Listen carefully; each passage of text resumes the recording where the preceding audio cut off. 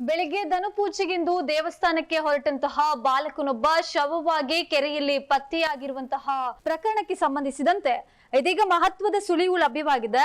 ಆರಂಭದಿಂದಲೇ ಇದೊಂದು ವ್ಯವಸ್ಥಿತ ಕೊಲೆ ಎಂಬುವಂತದ್ದು ಮೇಲ್ನೋಟಕ್ಕೆ ತಿಳಿದು ಬಂದಿದ್ದು, ಇದೇ ಹಾದಿಯಲ್ಲಿ ಪೊಲೀಸರು ತನಿಖೆಯನ್ನ ಕೂಡ ಕೈಗೆತ್ತಿಕೊಂಡಿದ್ರು.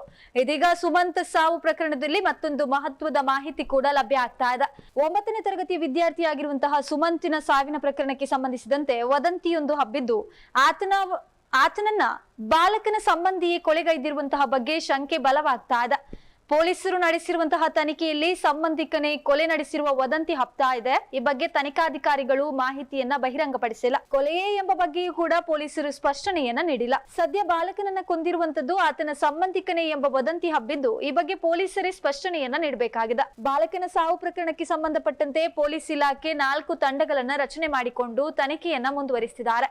ಇದು ವ್ಯವಸ್ಥಿತ ಕೊಲೆಯೋ ಅಥವಾ ಆಕಸ್ಮಿಕ ಸಾವೋ ಎಂಬ ಬಗ್ಗೆ ಹಾಗೂ ಕೊಲೆಯೇ ಆಗಿದ್ದಲ್ಲಿ ಕೊಲೆಗೈದವರು ಯಾರು ಎಂಬುವಂತದ್ದು ಕೂಡ ಪೊಲೀಸ್ ತನಿಖೆಯಿಂದ ಬಹಿರಂಗವಾಗಬೇಕಾಗಿದೆ. ಇನ್ನು ಘಟನೆಯ ವಿವರನ ನೋಡೋದಾದ್ರೆ, ಧನುಮಾಸದ ವಿಶೇಷ ಪೂಜೆಯ ಹಿನ್ನೆಲೆಯಲ್ಲಿ ಸುಮಂತ್ ಪ್ರತಿದಿನ ನಾಲಾ ಶ್ರೀ ದುರ್ಗಾಪರಮೇಶ್ವರಿ ದೇವಾಲಯಕ್ಕೆ ಬೆಳಿಗ್ಗೆ ಬೇಗ ಎದ್ದು ದೇವಸ್ಥಾನಕ್ಕೆ ಹೋಗುವ ಪರಿಪಾಠ ಬೆಳೆಸಿಕೊಂಡಿದ್ದ. ಅದರಂತೆ ಧನು ಸಂಕ್ರಮಣದ ಕೊನೆಯ ದಿನವಾದ ಬುಧವಾರ ಬೆಳಿಗ್ಗೆ ಮನೆಯಿಂದ ಬೆಳಿಗ್ಗೆ 4:15 ಗಂಟೆಗೆ ದೇವಸ್ಥಾನಕ್ಕೆ ತೆರಳಿದ್ದ.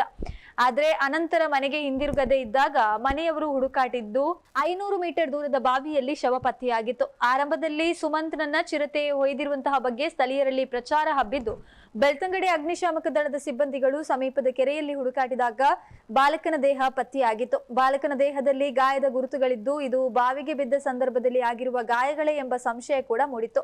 ಇನ್ನು ಸ್ಥಳಕ್ಕೆ ಎಸ್ಪಿ ಅರುಣ್ ಭೇಟಿ ನೀಡಿ ಪ್ರಕರಣದ ಕೂಲಂಕುಷವಾಗಿ ತನಿಖೆಗೆ 4 ತಂಡಗಳನ್ನು ರಚನೆ ಮಾಡಿ ತನಿಖೆಯನ್ನ ಕೈಗೆತ್ತಿಕೊಂಡಿದ್ರು.